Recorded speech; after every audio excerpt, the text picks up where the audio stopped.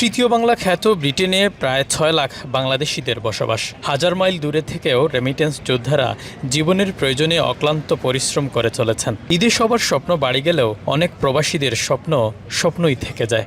ভাই বোন সবাই আছে দেশের মতো আনন্দ আর কোথাও নাই।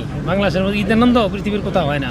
ভালোভাবে ঈদ পালন হয়েছে আর পুরো বিশ্বের মুসলিমদের জন্য আমরা দোয়া করছি আর আল্লাহর রহমতে।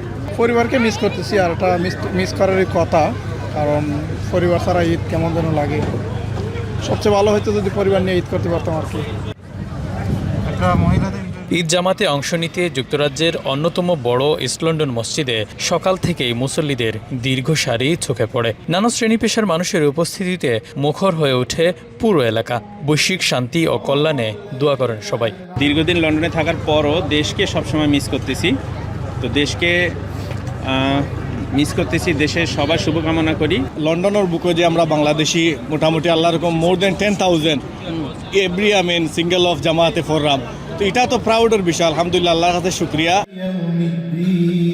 যুক্তরাজ্যে থাকা প্রবাসীদের বড় একটা অংশ পরিবার সহ স্থায়ী হলেও অনেকেই প্রিয়জন থেকে দূরে। ঈদের আনন্দ তাই তাদের কাছে অসম্পূর্ণ লাগে। হাসির আড়ালে লুকিয়ে থাকে না বলা কষ্ট, না ফেরার বেদনা আর প্রিয় মুখগুলো ছুঁতে না পারার শূন্যতা।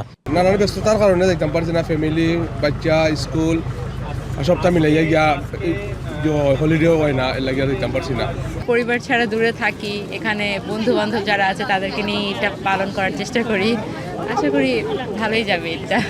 যাদেরকে ছাড়া আমি এই ফার্স্ট টাইম ইন লন্ডন, আমি আমাদের মুসলিম বিশ্বের সবথেকে বড় ফেস্টিভ্যাল যে দিনটি সেটি আসলে উদযাপন করতেছি এখানে। পরিবারের চাহিদা নিশ্চিত করে রেমিটেন্স পাঠিয়ে দেশের অর্থনীতির চাকা সচল রেখে সুখ খুঁজে পান যুক্তরাজ্য প্রবাসীরা। শরীফুল ইসলাম চৌধুরী, এখন লন্ডন।